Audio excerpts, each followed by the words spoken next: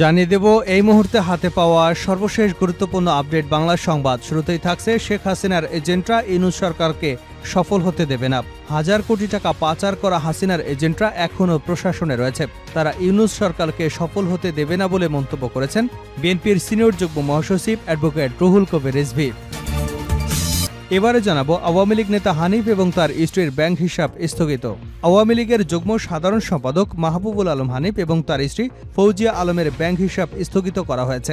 একই সঙ্গে তাদের স্বার্থ সংশ্লিষ্ট ব্যক্তি যেমন পুত্র, কন্যা বা অন্যান্য এবং তাদের ব্যক্তি মালিকানাধীন প্রতিষ্ঠানের ব্যাংক হিসাবও স্থগিত রাখার নির্দেশনা দেওয়া হয়েছে। জানাবো 5 দিনে রেমিটেন্স এলো 5,096 কোটি টাকা। অক্টোবর মাসের প্রথম 5 দিনে দেশে প্রবাসী আয় বা রেমিটেন্স এসেছে 42 কোটি 50 লাখ ডলার। এই হিসেবে প্রতিদিন গড়ে দেশে এসেছে 8 কোটি 5 লাখ ডলার রেমিটেন্স, যা বাংলাদেশি মুদ্রায় 5,096 কোটি টাকা। এদিকে গণতন্ত্রের দোহাই দিয়ে আমেরিকা বিভিন্ন দেশে অশান্তি লাগিয়ে রেখেছে। ইসলামী আন্দোলন বাংলাদেশের আমির ও চরমোনাই পীর মুফতি সৈয়দ মোহাম্মদ রেজাউল করিম বলেছেন, প্রচলিত গণতন্ত্রের দোহাই দিয়ে আমেরিকা বিশ্বের বিভিন্ন দেশে অশান্তি লাগিয়ে রেখেছে, ইসরায়েলকে দিয়ে ফিলিস্তিনের ধ্বংসযজ্ঞ চালিয়ে যাচ্ছে। জানিয়ে দেব দুর্গাপূজা নিরাপত্তার কোনো ঝুঁকি নেই স্বরাষ্ট্র উপদেষ্টা। দুর্গাপূজায় এবার নিরাপত্তা বিষয়ক কোনো ঝুঁকি নেই বলে জানিয়েছেন স্বরাষ্ট্র উপদেষ্টা অবসরপ্রাপ্ত লেফটেন্যান্ট জেনারেল মোহাম্মদ জাহাঙ্গীর আলম চৌধুরী। ফলে নির্বিঘ্নে এবং শান্তিপূর্ণভাবে পূজা অনুষ্ঠিত হবে বলে আশা প্রকাশ করেছেন তিনি। রোববার বিকেলে ঢাকার সরোয়ার্দী উদ্যানে শ্রী শ্রী রমনা কালী মন্দির পরিদর্শন শেষে সাংবাদিকদের ব্রিফিংকালে এসব কথা বলেন স্বরাষ্ট্র উপদেষ্টা। এবং সর্বশেষ জানাবো আন্তর্জাতিক সংবাদ। প্রস্তুতি নিচ্ছে ইসরায়েল। ইরানে হামলা চালানোর ঘোষণা বেঞ্জামিন নেতানিয়াহুর। ইসরায়েলকে লক্ষ্য করে তেহরানের সাম্প্রতিক ব্যাপক আকারের ক্ষেপণাস্ত্র হামলার জবাব দিতে ইরানে বড় আকারে হামলা চালানোর প্রস্তুতি নিচ্ছে দখলদার ইসরায়েলের সেনাবাহিনী। রবিবার জাতির উদ্দেশ্যে দেওয়া এক ভাষণে ঘোষণা দিয়েছেন ইসরায়েলের প্রধানমন্ত্রী বেঞ্জামিন নেতানিয়াহু। তিনি বলেন, ইসরায়েল বর্তমানে 7টি ফ্রন্টে যুদ্ধ করছে। এতক্ষণ শিরোনাম শুনছিলেন, এবার বিস্তারিত। প্রিয় দর্শক, আপনি যদি এই চ্যানেলে নতুন হয়ে থাকেন, ভিডিওটি দেখতে দেখতে চ্যানেলটি সাবস্ক্রাইব করে আমাদের সঙ্গে থাকুন। আর এই ভিডিও সম্পর্কে আপনি আপনার মূল্যবান মতামতটি কমেন্ট বক্সে জানিয়ে দিন। আর হ্যাঁ প্রিয় দর্শক, জানিয়ে দিন ভিডিওটি কোথা থেকে দেখছেন। হাসিনার এজেন্টরা ইউনূস সরকারকে সফল হতে দেবে না, রিজভী। হাজার কোটি টাকা পাচার করা হাসিনার এজেন্টরা এখনও প্রশাসনে রয়েছে, তারা ইউনূস সরকারকে সফল হতে দেবে না বলে মন্তব্য করেছেন বিএনপির সিনিয়র যুগ্ম মহাসচিব রুহুল কবির রিজভী। রোববার দুপুরে মৌলভীবাজারে জুড়ি উপজেলার পশ্চিম জুড়ি ইউনিয়নের খাকটেখা কালীনগর বাজারে বিএসএফের গুলিতে নিহত স্বর্ণাদাসের পরিবারের সঙ্গে সাক্ষাৎ শেষে পথসভায় তিনি একথা বলেন।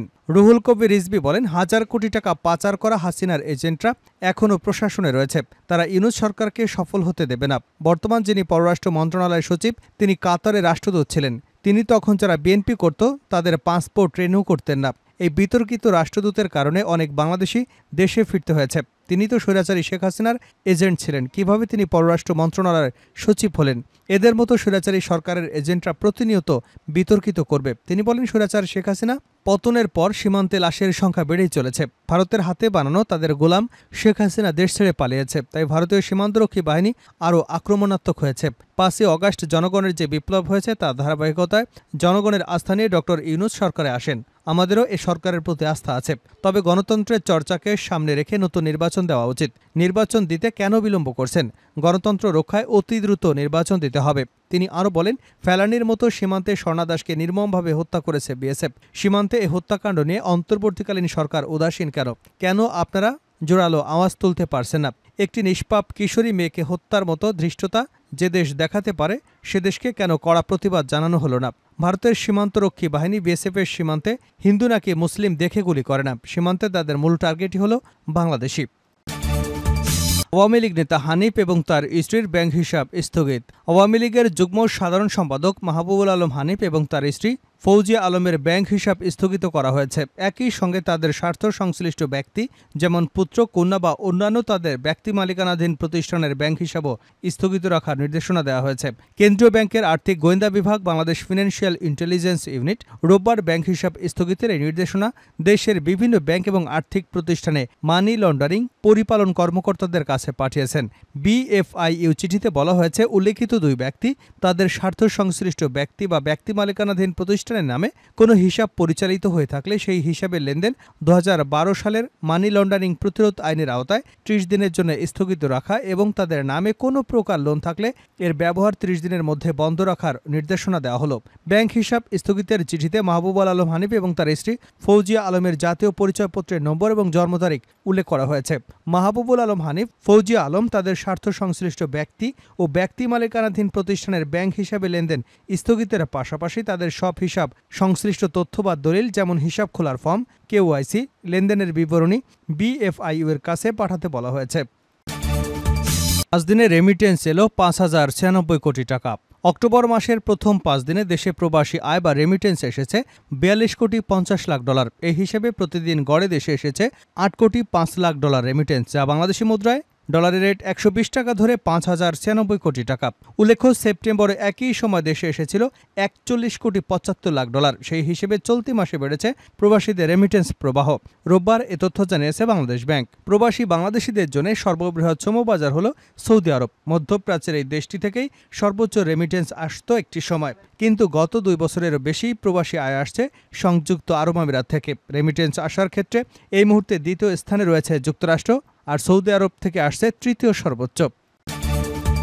গণতন্ত্রের দোহাই দিয়ে আমেরিকা বিভিন্ন দেশে অশান্তি লাগিয়ে রেখেছে।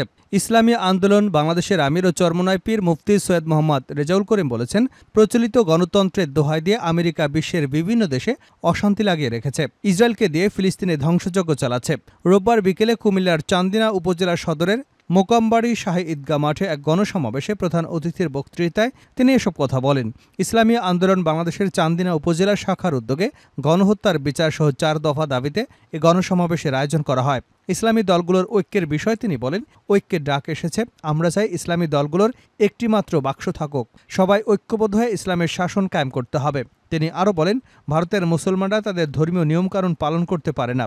বিজাতীয়রা বিশ্ব দরবারে ইসলামকে এমনভাবে উপস্থাপন করেছে যে মানুষ ইসলামের কথা শুনলে ভয় পায়। আসলে ইসলাম শান্তির ধর্ম, ভয়ের জিনিস নয়। ইসলাম চোরের হাত কাটার নিয়ম রেখেছে, তবে ব্যাখ্যাটা জানতে হবে। চোর 2 প্রকার, অভাবী চোর এবং স্বভাবী চোর। ক্ষুধার জ্বালায় অভাবীরা চুরি করলে তাকে ক্ষমা করা যায়, কিন্তু আমাদের দেশের বড় বড় রাজনীতিবিদ আমলারা হচ্ছে স্বভাবী চোর। তারা হাজার হাজার কোটি টাকা চুরি করে বিদেশে পাচার করেছে। তাদের কয়েকজনের হাত কেটে দিলে অন্যরা সাবধান হয়ে যাবে। গত 5 আগস্ট এ বিষয়ে তিনি বলেন, ছাত্র জনতার আন্দোলনে কত মায়ের বুক খালি হলো, কত মেধাবী জীবন দিল, আরেকদিকে একদল লোক লুটপাটে ব্যস্ত হয়ে পড়ল। তাদের বিরুদ্ধেও ব্যবস্থা নিতে হবে। শেষ করছি আন্তর্জাতিক সংবাদ দিয়ে। ইরানে হামলা চালানোর ঘোষণা নেতানিয়াহুর। ইরানে হামলা চালানোর ঘোষণা দিয়েছে ইসরায়েলের প্রধানমন্ত্রী বেঞ্জামিন নেতানিয়াহু। ইসরায়েলকে লক্ষ্য করে তেহরানের সাম্প্রতিক ব্যাপক আকারে ক্ষেপণাস্ত্র হামলার জবাব দিতে ইরানে বড় হামলা চালানোর প্রস্তুতি নিচ্ছে দখলদার ইসরায়েলের সেনাবাহিনী। রবিবার জাতির উদ্দেশ্যে দেওয়া এক ভাষণে এ ঘোষণা দিয়েছেন ইসরায়েলের প্রধানমন্ত্রী বেঞ্জামিন নেতানিয়াহু। নেতানিয়াহু বলেছেন, ইসরায়েল বর্তমানে 7টি ফ্রন্টে যুদ্ধ করছে। রবিবার এক ভিডিও বার্তায় তিনি বলেন, ইসরায়েল শত্রুদের বিরুদ্ধে 7টি ফ্রন্টে নিজেদের রক্ষা করছে। এই 7টি ফ্রন্টের মধ্যে রয়েছে উত্তর সীমান্তে ইরান সমর্থিত হিজবুল্লাহ, গাজায় হামাস, ইয়েমেনে হুতি বিদ্রোহীরা, পশ্চিম তীরে সশস্ত্র গোষ্ঠী এবং ইরাক ও সিরিয়ার শিয়া মিলিশিয়ারা। খবর CNN-এর। নেতানিয়াহু বলেন, সম্প্রতি ইরান ইসরায়েলে যে মাত্রার ক্ষেপণাস্ত্র হামলা চালিয়েছে, বিশ্বের অন্য কোনো দেশ তাদের ভূখণ্ড এবং জনগণের উপর এই মাত্রার হামলা বরদাস্ত করবে না। ইসরায়েলও করবে না। নিজের ভূখণ্ড এবং নাগরিকদের রক্ষা করা শুধু অধিকারই নয়, এটি ইসরায়েলের দায়িত্ব। ইসরায়েল সেই দায়িত্ব নিশ্চিতভাবেই পালন করবে। ইরানের সমর্থন এবং মদতপুষ্ট সশস্ত্র ইসলামী গোষ্ঠী হিজবুল্লাহকে দমনে গত 30 তারিখ থেকে লেবাননে হামলা শুরু করে ইসরায়েলের স্থল বাহিনী। এই হামলা শুরুর 24 ঘণ্টার মধ্যে 1 অক্টোবর সন্ধ্যার পর থেকেই ইসরায়েলের বিভিন্ন স্থাপনা লক্ষ্য করে একের পর এক ব্যালিস্টিক ক্ষেপণাস্ত্র ছোড়া শুরু করে ইরানের সেনাবাহিনীর এলিট শাখা ইসলামিক রেভলিউশনারি গার্ড কর্পস। সেদিন সন্ধ্যার পর থেকে 2 অক্টোবর ভোর পর্যন্ত প্রায় 200 ক্ষেপণাস্ত্র ছুড়েছে IRGC। অধিকাংশ ক্ষেপণাস্ত্রই অবশ্য ক্ষেপণাস্ত্র সুরক্ষা ব্যবস্থার মাধ্যমে লক্ষ্যে আঘাত হানার আগেই ধ্বংস করে দিতে পেরেছে ইসরায়েলি প্রতিরক্ষা বাহিনী।